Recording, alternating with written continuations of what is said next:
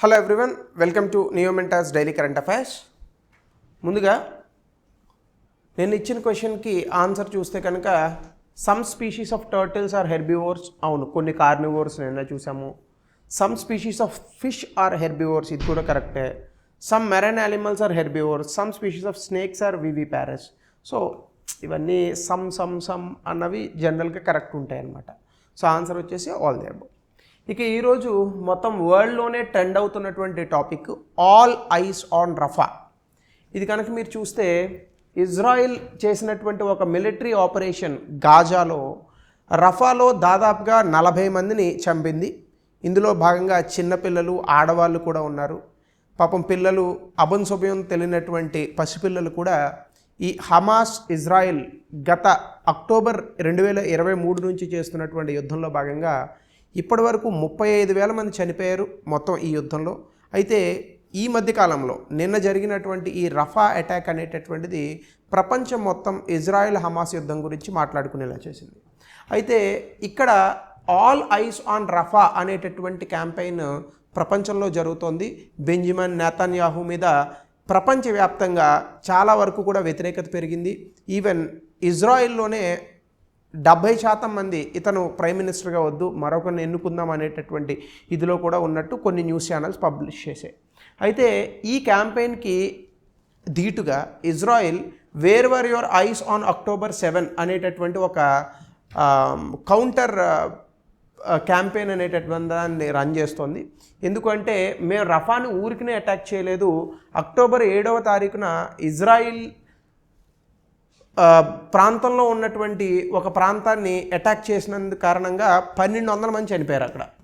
మరి ఆ రోజు ప్రపంచం అంతా కూడా హమాస్ని ఏమనలేదు. ఈరోజు మేము ఒక అటాక్ చేస్తే యుద్ధంలో భాగంగా 42 మంది చనిపోతే మీరు అంతా కూడా ఇప్పుడు మాదేదో తప్పు అన్నట్టుగా మీరు చెప్తున్నారు అని ఇజ్రాయెల్ ప్రపంచ దేశాలను ప్రశ్నిస్తోంది. ఇప్పుడైతే ఇజ్రాయెల్ ఆల్మోస్ట్ ఆల్ జరుగుతున్నటువంటి యుద్ధంలో 36,000 మంది పాలస్తీనియన్లు చనిపోయారు. చాలా లక్షల మంది రెఫ్యూజీస్ అంటే వేరే వేరే ప్రాంతాలకి తరలిపోతున్నారు.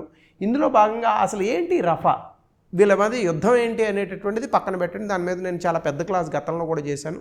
ఒకసారి మీరు భారత్ ఇజ్రాయిల్ హమాస్ కాన్ఫ్లిక్ట్ అని కొడితే కనుక మీకు అది వస్తుంది. అయితే ఈరోజు టాపిక్లో మనం చూడాల్సింది ఏంటంటే అసలు హమాస్లో ఉన్నటువంటి ఈ యొక్క ఈ రఫా అనేటటువంటి ప్రాంతం మీద ఇజ్రాయిల్ అసలు ఎందుకు అటాక్ చేసింది. ముందుగా దీనికి 5 కారణాలు చెప్తున్నారు. ఒకటి, హమాస్ తాలూకా ఇన్ఫ్రాస్ట్రక్చర్ని ధ్వంసం చేయడం. ఈ హమాస్ అనేటటువంటి వాళ్ళు పాలస్తీనియన్లు. ఇజ్రాయిల్ మా భూమిని లాక్కున్నారు కాబట్టి మేము వీళ్ళని యుద్ధం చేసి ఎప్పటికైనా కూడా మా భూమిని మేము సొంతం చేసుకుంటాం అనే పట్టుదలతో ఇప్పటి నుంచి కాదు 70 ఏళ్ళుగా పోరాడుతూనే ఉన్నారు వాళ్ళు. అయితే ఈ హమాస్కి చాలా మిలిటరీ తాలూకా ఇన్ఫ్రాస్ట్రక్చర్ అనేటటువంటిది ఉంది. చాలా చిన్న గాజా స్ట్రిప్ ఆ ప్రాంతంలో ఉంటారు వీళ్ళు. అయితే ఈ టార్గెట్ హమాస్ మిలిటరీ ఇన్ఫ్రాస్ట్రక్చర్, ఈ మొత్తంగా వీళ్ళకు ఉన్నటువంటి ఈ మిలిటరీ ఇన్ఫ్రాస్ట్రక్చర్, అది బాంబులు కావచ్చు, తుపాకులు కావచ్చు, ఫైటర్ జెట్స్ కావచ్చు, వీటిని నాశనం చేయడానికి ముందుగా రఫా ప్రాంతం మీద అటాక్ చేయాలని చెప్పి ఇజ్రాయెల్ భావించింది. 1. 2, హమాస్ ఫైటర్స్ని న్యూట్రలైజ్ చేయడం కోసం ఎప్పుడైతే అక్కడ ఉన్నటువంటి ఈ యొక్క లింక్ ప్రాంతం, అంటే బేసికల్గా మీరు ఇది రఫా ప్రాంతం కనుక చూస్తే it is the only link అనమాట బిట్వీన్ ఇజ్రాయిల్ అండ్ గాజా. అయితే ఇజ్రాయిల్లో కాకుండా అది ఈజిప్ట్లోకి వెళ్తుంది. అంటే మీరు కరెక్ట్గా చూస్తే కనుక ఇక్కడ చూడండి, ఇదిగో ఇది గాజా స్ట్రిప్, ఇది ఎరిజ్ క్రాసింగ్. ఈ ఎరిజ్ క్రాసింగ్ మీద గతంలో ఇక్కడ కూడా యుద్ధం జరిగింది. అయితే ఇక్కడ ఇజ్రాయెల్ వాళ్ళు 1,200 మంది చచ్చిపోయారు. అయితే ఇది కాకుండా మళ్ళీ ఇది మొత్తం వీడు గోడ కట్టేసుకుంటాడు అనుకోండి, వేరే విషయం అది. ఇక్కడ చూడండి, కెరెమ్ షాలోమ్ అనేది ఒకటి ఉంది. ఇక్కడ గాజా నుంచి ఇజ్రాయిల్కి లింక్ ఉంది. మరొక ప్రాంతం రఫా క్రాసింగ్, ఇక్కడ గాజా నుంచి ఈజిప్ట్కి ఉంది. ఇప్పుడు ఇజ్రాయెల్ వేసినటువంటి బాంబులు ఏవైతే ఉన్నాయో ఇక్కడ పడ్డాయి, ఆ ప్రాంతంలో పడ్డాయి. ఆ ప్రాంతంలో వీళ్ళు మారణహోమం అనేటటువంటిది సృష్టించారు. సో ఇది ఎందుకు చేస్తున్నారు అని కనుక మీరు చూస్తే, న్యూట్రలైజ్ హమాస్ ఫైటర్స్, హమాస్ నుంచి యుద్ధం చేసేటటువంటి ఈ ఫైటర్స్ ఎవరైతే ఉన్నారో వీళ్ళని న్యూట్రలైజ్ చేయడం కోసం. ఎప్పుడైతే ఈ రఫా ప్రాంతంలో కొంత అలజడి సృష్టించారో వీళ్ళందరూ యుద్ధం చేయడం మానేస్తారు. 3, స్ట్రాటజిక్ టెరిటరీ. ఖచ్చితంగా రఫా అనేటటువంటి ప్రాంతం చాలా వ్యూహాత్మకమైనటువంటి ప్రాంతం. 1960లో అక్కడ ఈజిప్ట్కి ఇజ్రాయిల్కి కూడా యుద్ధం జరిగింది. సో కాబట్టి ఇక్కడ స్మగ్లింగ్ కానీ అలాగే బోర్డర్ సెక్యూరిటీని కానీ తీసుకొచ్చేందుకు గాను ఈ రఫా అనే ప్రాంతాన్ని కంట్రోల్ చేయడానికి ఇజ్రాయెల్ అటాక్ చేసిందని మూడో కారణంగా చెప్తున్నారు. 4, ఫ్యూచర్ అటాక్స్ ఫ్రమ్ హమాస్. ఇంకెప్పుడు హమాస్ భవిష్యత్తులో ఇజ్రాయెల్ మీద అటాక్ చేయకుండా నిరోధించడానికి కూడా ముందుగానే వీళ్ళు అటాక్ చేశారనుకోండి, అమ్మో ఇలాంటి అటాక్ చేసి ఇంకా ఎక్కువ మందిని చంపేస్తారేమో అనే ఉద్దేశంతో హమాస్ అటాక్ చేయకుండా ఉంటుందని అటాక్ చేశారు ఇజ్రాయిల్స్ అని 4వ కారణంగా చెప్తున్నారు. ఇంకా 5వది పొలిటికల్ మెసేజ్. అంటే ఇజ్రాయిల్ ఎంత బలంగా ఉంది, తమ యొక్క భద్రత పట్ల ఇజ్రాయిల్ ఈవెన్ పిల్లల్ని కూడా చంపడానికి వెనుకాడదు అనేటటువంటి ఒక బలమైనటువంటి సిగ్నల్ని ఈ యొక్క హమాస్ వాళ్ళకి పంపించడానికి అటాక్ చేశారని చెప్తున్నారు. బట్ ఏదేమైనప్పటికీ ప్రపంచవ్యాప్తంగా ఈ రఫాలో జరిగినటువంటి అటాక్ చిన్నపిల్లలు, ఆడవాళ్ళు కొలెటరల్ డ్యామేజ్లో చనిపోవడం అనేటటువంటిది చాలా దురదృష్టకరం. అలాగే నెతన్యాహు మీద ప్రపంచవ్యాప్తంగా నిరసన జ్వాలలు అనేటటువంటివి మాత్రం ఎక్కువయ్యాయి. అయితే ఇందులో చూస్తే అసలు ఈ రఫా క్రాసింగ్ అనేటటువంటిది ఏంటి, అసలు ఈ రఫా అనేటటువంటి ప్రాంతం ఇది ఇప్పుడే కాదండి, చాలా రోజుల నుంచి న్యూస్లో ఉంది. ఈ రఫా అనేటటువంటిది ఒక బార్డర్ క్రాసింగ్ ఏరియా అనమాట. ఇది అంటే సరిహద్దు ప్రాంతం. ఈ సరిహద్దు ప్రాంతం ఏంటంటే గాజా స్ట్రిప్కి దక్షిణ ప్రదేశంలో ఇది ఉంటుంది. అయితే పాలస్తీనియన్స్ ఎవరైతే గాజా స్ట్రిప్లో బ్రతుకుతున్నారో అక్టోబర్ 2023 నుంచి హమాస్ ఇజ్రాయెల్ మధ్య యుద్ధం ప్రారంభమైనప్పటి నుండి ఎప్పుడు బాంబులు పడి ఎప్పుడు ఎవడు చచ్చిపోతున్నాడో తెలియట్లేదు. కాబట్టి ఈ పాలస్తీనియన్స్ హమాస్ ప్రాంతంలో అలాగే గాజా స్ట్రిప్లో ఉన్నటువంటి పాలస్తీనియన్స్ అంతా కూడా ఈ రఫా క్రాసింగ్ ద్వారా ఖాళీ చేసేసుకొని ఇజ్రాయెల్ అటాక్స్ నుంచి తప్పించుకొని బ్రతకడానికి వాళ్ళు పాపం ఈ రఫా బోర్డర్ ద్వారా ఈజిప్ట్ అలాంటి ప్రాంతాలకు వెళ్ళిపోతున్నారు.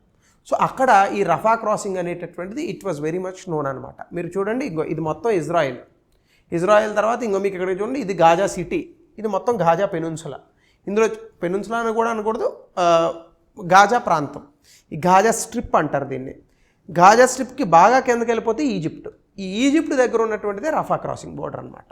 సో కాబట్టి ఇది మనం చూడాల్సినటువంటి అంశం.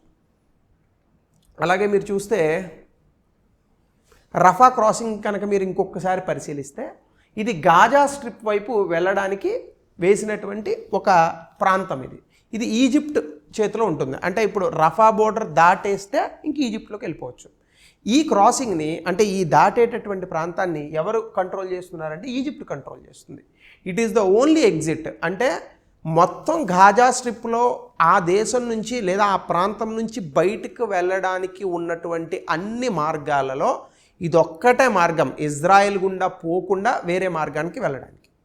సో కాబట్టి ఇజ్రాయెల్ గుండా పోకుండా వేరే మార్గంలోకి అంటే వేరే ప్రాంతంలోకి వెళ్ళడానికి పాలస్తీనియన్స్కు ఉన్నటువంటి ఒకే ఒక మార్గం ఏదైనా ఉంది అంటే ఆ రఫా క్రాసింగ్ అనమాట. అయితే ఇంకొక 2 బార్డర్ క్రాసింగ్స్ ఉన్నాయి. ఉత్తరాన ఎరీజ్ అనేటటువంటిది, ఇక్కడ ఇజ్రాయెల్ పీపుల్ ఎక్కువగా ఈ ఎరీజ్ అనేటటువంటి దాన్ని వాడుతూ ఉంటారు గాజా స్ట్రిప్లోకి వెళ్ళి రావడానికి.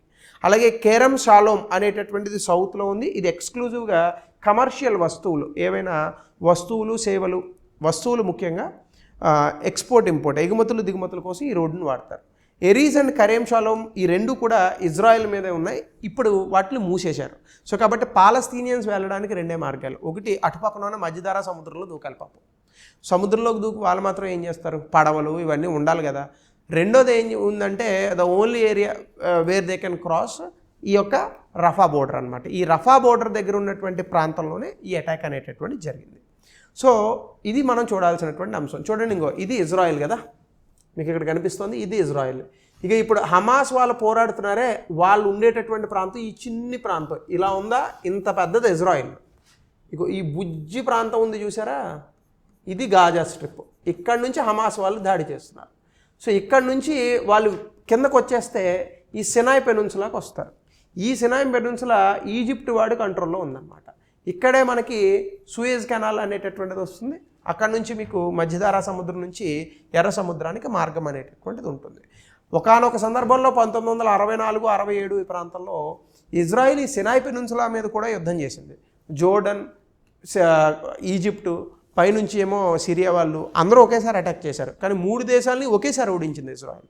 సో సైనిక పరంగా ఇజ్రాయెల్ అనేటటువంటి చాలా బలమైనటువంటి దేశం. ఎందుకంటే అమెరికా ఎప్పుడు కూడా ఇజ్రాయెల్కి సహాయం చేస్తూ ఉంటుంది. ఎంత సహాయం చేయకపోతే హమాస్ వాళ్ళు రాకెట్స్ వేస్తే వాటినే గాల్లోనే ధ్వంసం చేసేటటువంటి ఐరన్ డోమ్ టెక్నాలజీ ఇజ్రాయెల్స్ దగ్గరకు వస్తుంది.